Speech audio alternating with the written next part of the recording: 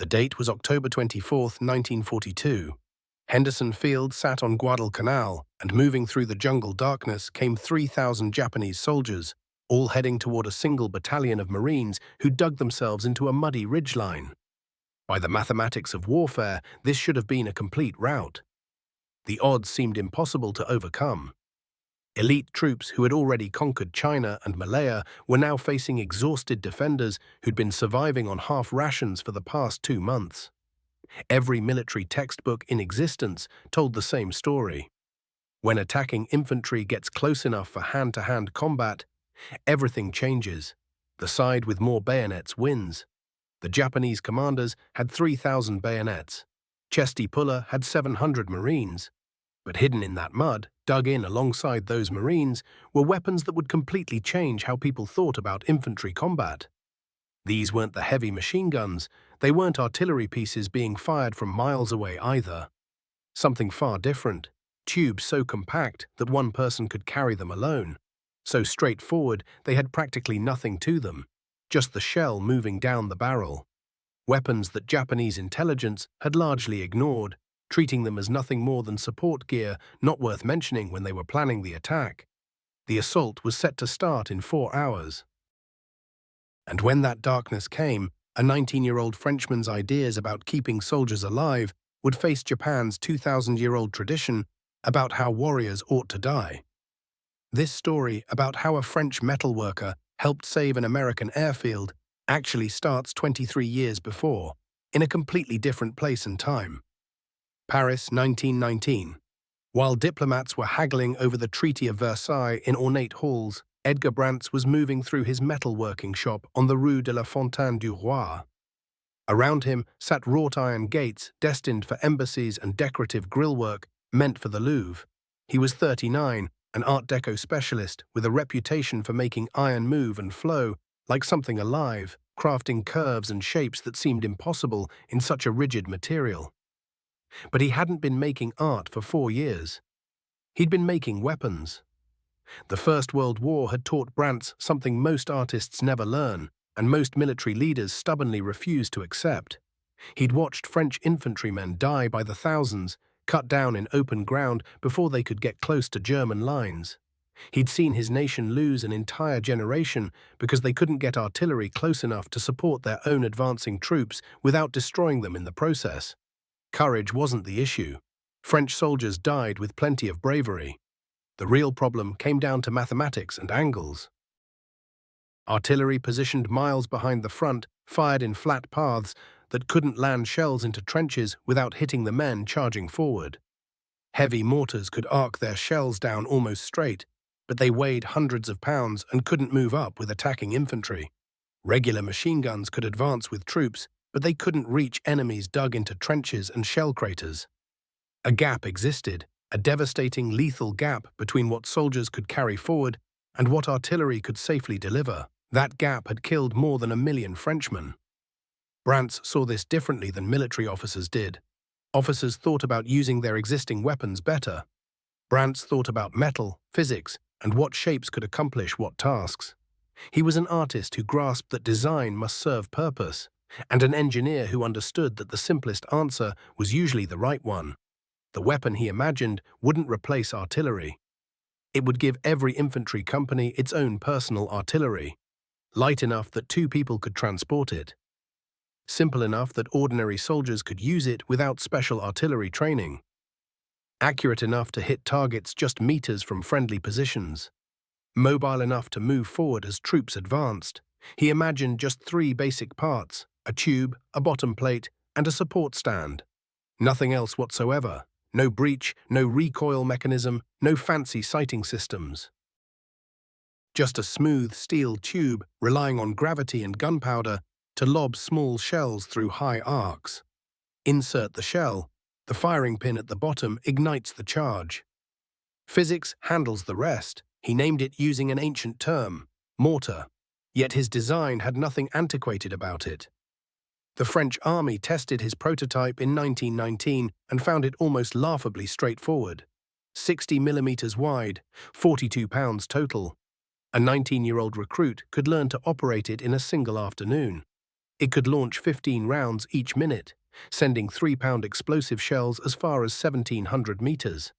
The key advantage was firing almost straight down, which meant hitting targets sheltered behind walls and ridges, places where infantry needed support but couldn't get artillery without risking friendly casualties. Its range was limited. The explosion wasn't huge, but the weapon could go wherever infantrymen went, and that changed everything fundamentally. The French army called it the Modèle 1927 Brant mortar, started making them, and watched as other nations took notice. The United States Army watched French training exercises with the Brant mortar in 1931 and immediately recognized its potential. American infantry tactics came from Great War veterans who knew what it meant to attack without close fire support. The Army sent observers to evaluate it. They fired it repeatedly at Aberdeen Proving Ground in Maryland. They disassembled every part and studied it carefully. They measured, weighed, tracked timing, and ran calculations. Then they took an action that would reshape the Pacific War 6 years before that war even started. They purchased the rights, not just permission to manufacture under French oversight, but complete design documentation and freedom to modify however American manufacturers wanted. In December 1932, the United States Army formally adopted it as the M2 mortar, 60 mm. The name was bureaucratic and dull. The consequences would be extraordinary. American manufacturers did what they did best. They took Brant's already simple design and made it simpler still. The French version weighed 42 pounds. The American version also weighed 42 pounds. The French version fired 15 rounds per minute. The American version fired 18 with a skilled crew. The French needed careful maintenance of sighting equipment. The American version had sighting equipment so rugged it could survive being thrown from a truck bed and still work perfectly. However, America's real gift wasn't engineering improvements, it was manufacturing volume. By 1940, America had produced more M2 mortars than France had made in 10 years. By 1941, every American rifle company had a weapons platoon featuring 3 M2 mortars. By 1942, when the 1st Marine Division hit Guadalcanal's beaches, these mortars were standard issue. Marines carried them ashore the same way they carried ammunition and canteens, just standard equipment. Simply a tool. No one believed these small tubes would determine a battle. Edgar Brant never came to Guadalcanal. He never encountered Chesty Puller or John Basilone or any of the Marines who'd use his invention. He remained in Paris through the Nazi occupation, protecting his workshop, and after the war went back to making decorative ironwork for galleries and government buildings. He passed away in 1960, aged 79, remembered as an artist whose weapons work barely merited a mention in his obituary. But October 24, 1942 found his 19-year-old concept about infantry firepower already dug into muddy ground on a jungle ridge 7,000 miles from Paris. It was about to face 3,000 men convinced that courage and steel could defeat industrial strength. Japanese 17th Army Command at Rabaul had begun organizing the October assault back in September, and every aspect relied on capturing Henderson Field through infantry attack. Lieutenant General Harukichi Hyakutake commanded the scattered forces across the Solomon Islands, having earned his rank through competent logistics management instead of inspired tactical thinking. He was orderly, precise, and entirely traditional in his methods. Looking at Guadalcanal, he saw a straightforward puzzle solvable through concentrated soldiers striking at vulnerable spots. Intelligence suggested the Americans fielded roughly 10,000 troops with stretched defenses around the airfield perimeter. Therefore, focused assault by experienced troops at the thinnest section would break through. Standard military procedure. It had worked in China and Malaya. No reason it shouldn't work here. Hyakutake assigned primary responsibility to Major General Masao Maruyama and his 2nd Infantry Division, known as the Sendai Division, after the city where they were raised. These weren't recruitment troops or hastily assembled conscripts. They were battle-tested veterans from China's campaigns who had helped take Singapore. Officers trained at the Imperial Japanese Army Academy led them. Enlisted soldiers had absorbed the belief that dying honorably in combat represented the supreme achievement for any warrior. Maruyama fitted the model of officer Japan's military valued. Fearless personally, willing to be forward with his men, able to order soldiers into situations that often meant death. He had guided his division through jungles Americans thought impossible, navigating dense vegetation at night to achieve complete surprise. His strategy was aggressively bold, almost foolhardy, yet aggression had succeeded before. The British had believed Singapore was impregnable. Maruyama's division conquered it in 70 days. His Guadalcanal plan followed identical reasoning that won Singapore. Move through jungle the opposition thinks impassable. Launch the attack at night when American firepower becomes less dominant. Hit the weakest area of defense with overwhelming numbers. Shatter through in the initial surge and drive deep before Americans mount organized resistance. Determination and surprise and acceptance of heavy casualties would overcome American firepower advantages. His specific objective was a ridge positioned south of Henderson Field, where Marine forces appeared spread thin. Reports indicated the ridge housed around 1 battalion, perhaps 700 or 800 personnel. Maruyama was bringing 3 full infantry regiments, totaling beyond 6,000 soldiers. The opening assault would cut through barriers and overtake frontline positions. A follow-up wave would capitalize on the breakthrough and drive toward the airfield itself. Japanese flags would fly above Henderson Field when dawn arrived on October 25th, and American aviation power in the Solomons would become history. What Japanese intelligence failed to understand, partly because they didn't comprehend it, concerned what those 700 Marines carried with them. Observers who surveyed Marine positions had noted machine gun sites, rifle emplacements, and what appeared to be compact artillery. They'd catalogued weapons and determined firing spots. They'd identified shooting zones and probable attack routes. Yet they hadn't grasped what those small tubes behind Marine lines represented. The assessments labeled them as light support equipment and guessed they might complicate matters but wouldn't change outcomes. Japanese military thinking possessed nothing equivalent to the M2 mortar, and what lacks an equivalent tends to get undervalued. The Japanese army carried battalion and regimental mortars, heavier weaponry positioned well behind combat lines under specialized artillery operators.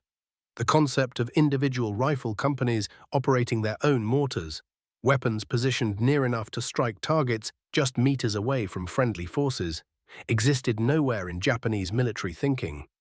It contradicted everything they understood about how infantry should function, so it simply did not appear in their strategic calculations.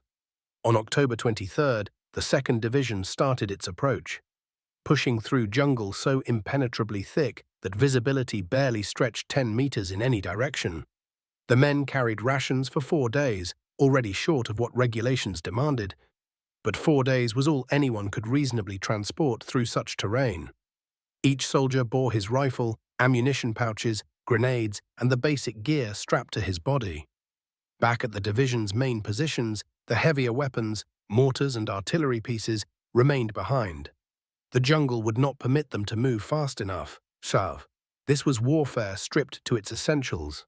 Men armed with rifles, bayonets, and machine guns, depending entirely on training, courage, and discipline to carry the day. Maruyama moved ahead of his troops, setting the rhythm of their advance, showing through his own endurance what he demanded from every soldier under his command.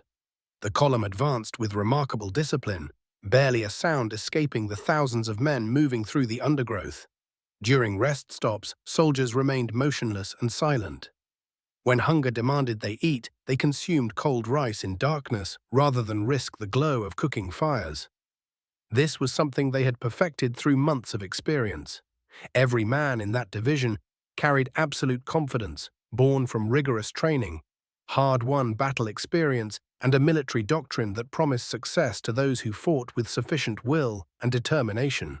By evening on October 24th, the 2nd Division had maneuvered into position roughly 3,000 meters below the American Marine perimeter. Fatigue weighed heavily on the troops from the grueling march, yet they remained prepared. Officers synchronized their timepieces and walked through the assault strategy one final time. The strike would commence around 11 in the evening. Initial assault waves would surge forward toward the barrier wire, blast through it using Bangalore torpedoes, then overwhelm the forward defensive positions through coordinated bayonet assaults. Following waves would advance through intervals, pressing through any openings the leading troops created. Momentum meant everything, pause meant annihilation. Once the assault commenced, retreat was unthinkable. The only acceptable outcomes were reaching Henderson Field or death in the attempt. These directives had never changed. Japanese military doctrine offered no backup plans for failure because entertaining the possibility of failure implied that failure might somehow be tolerable. That was impossible. Success or death. No alternatives existed. What Maruyama and his officers could not possibly understand from their positions deep in the jungle was that the Japanese were already compromised. Their movement had been discovered. At 9:30 in the evening, Sergeant Ralph Briggs occupied an observation outpost, positioned 3,000 meters beyond the Marine defensive line. Through the darkness, he detected it immediately. Movement in the jungle. Significant movement. The unmistakable rustling of thousands of bodies shifting through vegetation despite their efforts at stealth. Briggs remained silent, listening intently, mentally calculating troop strength based on how long the sounds persisted and how intensely they continued. Finally, he lifted his field telephone receiver and made contact with Lieutenant Colonel Louis Puller's command center. His words came rapidly and without emotion. Approximately 3,000 Japanese troops are between my position and your lines. He settled back into his spot to observe what would unfold. Inside the Marine perimeter, men began conducting final checks on mortar equipment and organizing ammunition into convenient stacks. Louis Burwell Puller had served in the Marines for 24 years by that October. During those years, he had developed something almost mystical, an instinct for predicting precisely where enemy assaults would strike. He had already become a corps legend. 2 Navy Crosses earned during operations in Nicaragua, where he had pursued guerrilla fighters through jungle conditions remarkably similar to Guadalcanal's terrain. His troops had nicknamed him Chesty because of his powerful barrel-like chest and his characteristic way of walking with it thrust forward defiantly, as though daring anyone to challenge him. He had become famous for appearing wherever the fighting grew most intense, not from ambition or desire for recognition, but from his fundamental belief that leaders positioned themselves where subordinates faced the greatest danger, or they were not truly leading. When Briggs's message reached him at 9:30, Puller accepted the figure without hesitation or requests for verification. If Briggs reported 3,000, then 3,000 was the accurate count. Puller's 1st Battalion of the 7th Marine Regiment controlled approximately 1,000 meters of the southern perimeter. In just a few hours, that territory would transform into the most hazardous ground in the entire Pacific theater. The defensive ridge ran generally east-west, heavily overgrown with jungle vegetation and featuring natural slopes that would funnel attacking forces into predictable killing grounds. Puller had invested 2 months perfecting these defenses, positioning every weapon with meticulous calculation. A man who grasped that concentrated firepower multiplied its effectiveness tenfold compared to scattered, random distribution. Machine guns were sighted to create overlapping arcs of fire across all likely approaches. Rifle companies occupied fortified positions with protective overhead coverage and unobstructed shooting corridors. Behind the riflemen, separated by precise distances and angles, lay the weapon system that would determine the battle's outcome. 9 M2 mortars arranged in 3 sections, 3 tubes per section, each weighing 42 pounds, straightforward enough for a junior enlisted Marine to command a section, yet devastating enough to shatter an infantry assault before attackers even reached the wire. The M2 had served the Marine Corps for a decade, but Guadalcanal represented its first real test against a serious enemy offensive. On paper, the specifications seemed modest. Each shell weighed just over 3 pounds, carrying roughly half a pound of explosive material. Maximum effective range extended to 1,700 meters, though practical range fell closer to 1,000. A proficient crew could fire 18 rounds per minute, though that tempo could not be sustained without risking barrel damage from excessive heat. Against troops caught in the open, the lethal radius spanned approximately 30 meters, considerably less against entrenched or sheltered enemies. These numbers, considered alone, appeared uninspiring. 3-pound projectiles against 3,000 assaulting soldiers resembled showing up to a sword fight, carrying only a pocket knife. Yet the specifications failed to capture what made the weapon revolutionary. The explosion's destructive power mattered less than where it detonated and how rapidly successive detonations could be arranged. The M2's true genius resided in elegant simplicity and geometric design. The barrel featured no rifling, sacrificing long-range accuracy for absolute reliability and minimal maintenance demands.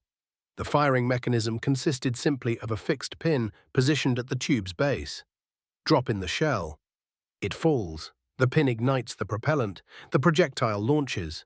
No triggers requiring manipulation. No breaches demanding closure. No intricate mechanical assemblies vulnerable to failure. The bipod and baseplate provided stability.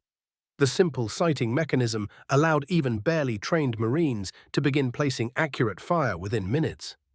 Yet the revolutionary advantage came from trajectory.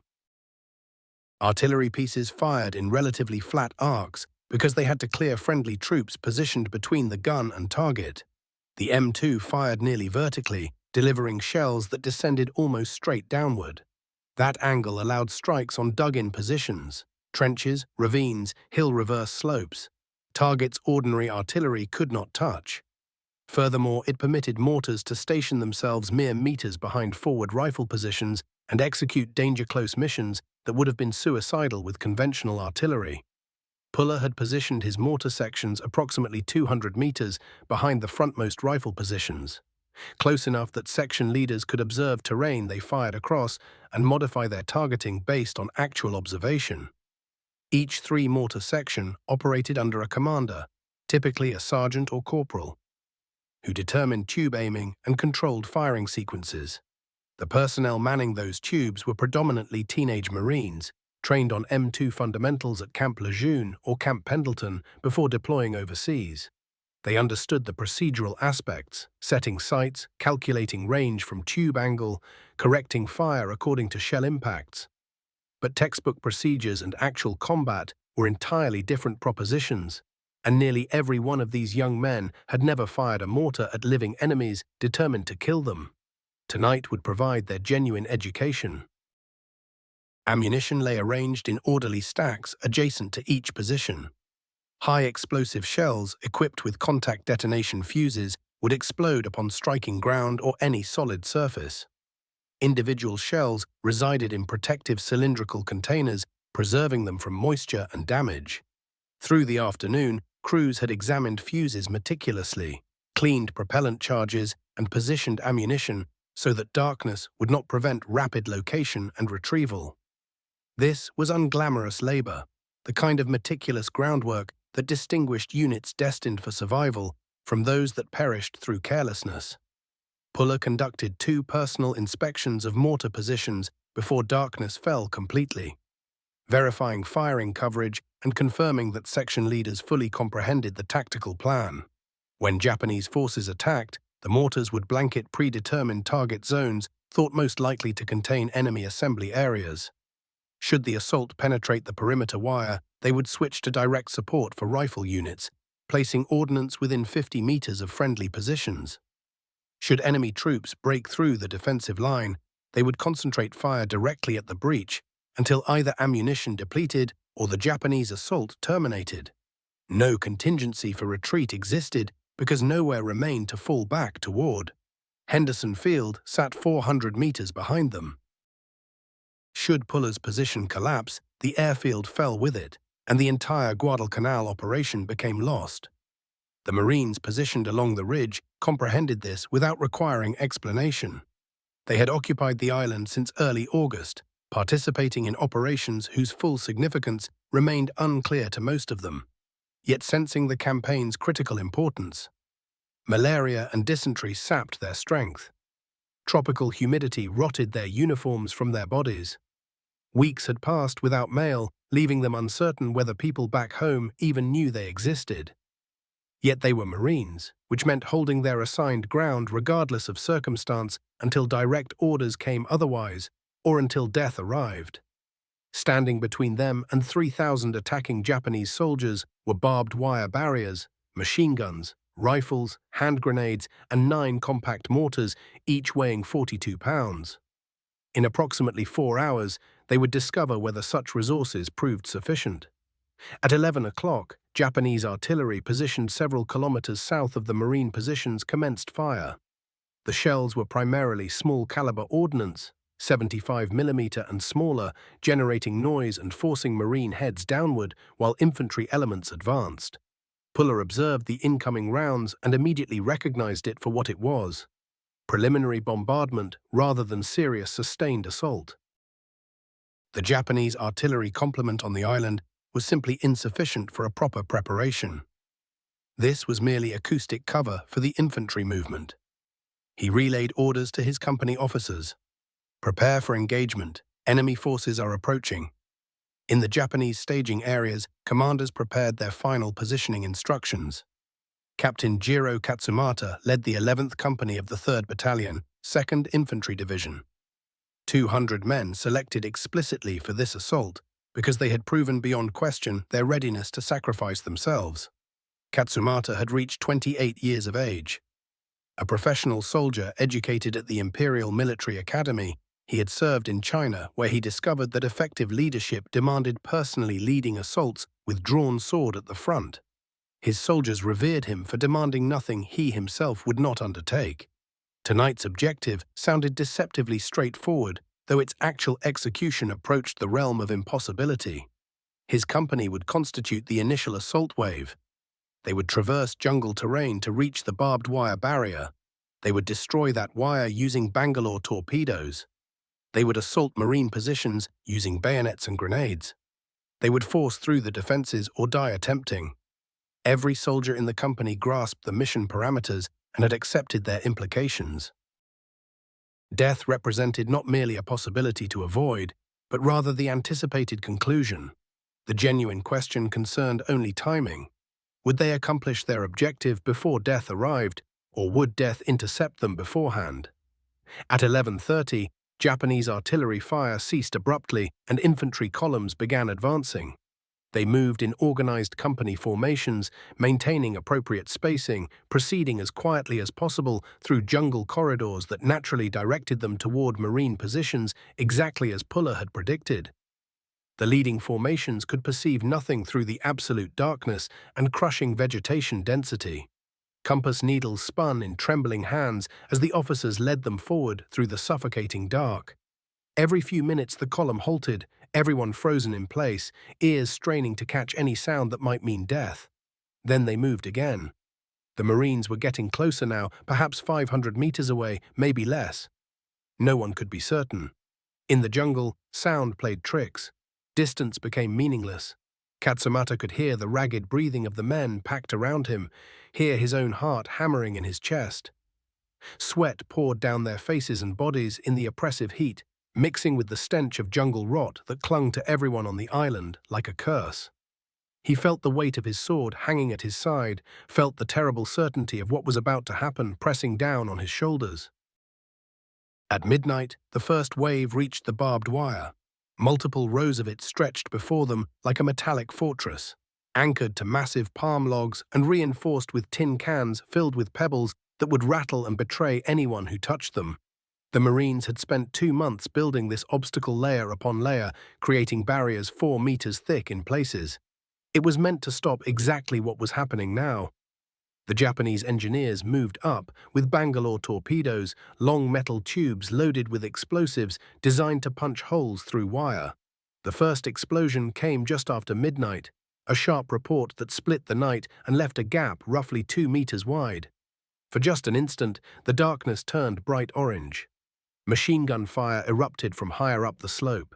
Tracer rounds cut through the blackness in long red streaks, one after another after another. The sound was deafening, a relentless pounding that bounced off the ridge and echoed through the jungle until it felt like the whole world was nothing but noise and flame. The engineers who had triggered that Bangalore were already dead, their bodies crumpled in the dirt. But the gap remained open. Katsumata led his company forward at a run, sword drawn high, his voice hoarse from shouting orders that no one could hear above the gunfire. Soldiers fell around him, cut down by fire coming from positions no one could pinpoint. The Marines were shooting at movement and sound, firing blindly into the darkness. But with so many Japanese pouring forward, even blind shots found victims. Katsumata pushed through the gap and started climbing the slope. His company was being torn apart by machine gun fire, but enough men were making it through to keep the assault moving. If they could get close enough, if they could reach the Marine positions with bayonets and grenades, the fighting would favor Japanese infantry. 50 meters away, 40, 30, then the mortars opened up. At 0020 hours, 9 shells landed directly in that gap in the wire, arriving almost on top of each other. 3-pound high-explosive rounds with impact fuses that detonated the moment they touched anything solid. The explosions weren't particularly large compared to artillery, but they were absolutely perfect. The mortar crews had registered that exact location during daylight, calculating range and deflection down to meters. Now they were simply dropping shells down tubes as fast as they could load them. 18 rounds per minute from each tube. More than 1 shell every 3 seconds from the entire section. The gap became a churning hell of explosions and dirt and debris. Japanese soldiers moving toward it were blown to pieces or driven to the ground. The objective had become a killing zone where nothing could survive. Katsumata was already through when the mortars started, but the men behind him weren't.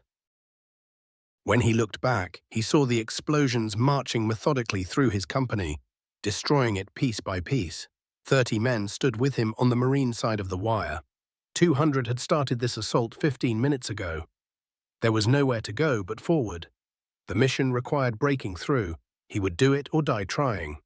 Up on the Marine line, Sergeant John Bassaloni commanded 2 machine gun sections positioned to cover the main approach up the ridge. 4 Browning M1917 machine guns, water-cooled 30-caliber weapons that could sustain fire longer than air-cooled models. His crews fed ammunition belts into the guns, firing short bursts at anything moving in the darkness below. Bassaloni moved between the guns checking for jams, making sure the water jackets weren't overheating, directing fire toward sounds and movement. Mortar rounds flashed below them, bright eruptions that briefly lit up Japanese soldiers before they vanished back into shadow. The mortars were doing their job, breaking up the assault before it could gather for one final rush. But some Japanese were still coming, still shouting as they climbed toward his position with bayonets fixed. Behind Bassaloni's position, 2nd Lieutenant Joseph Tersay commanded the weapons platoon. His 3 M2 mortars had been firing since 0020 hours and would continue until the Japanese stopped coming or ammunition ran out. His crews had found their rhythm. The early nervousness burned away by repetition and necessity. Hang the shell over the tube, drop, fire, adjust, repeat. The tubes grew hot but remained manageable. They had plenty of ammunition. Every shell they fired landed in darkness on targets they couldn't see, destroying men who had believed such losses were impossible. Captain Katsumata reached the Marine wire with 23 men still alive behind him. The rest of his 200-man company lay scattered down the slope, dead or wounded or pinned down by fire they couldn't escape. He held a grenade in one hand and his sword in the other. The Marine positions were 10 meters ahead, dug into the ridge with overlapping fields of fire. Nearly suicidal to attack. Nearly wasn't the same as impossible.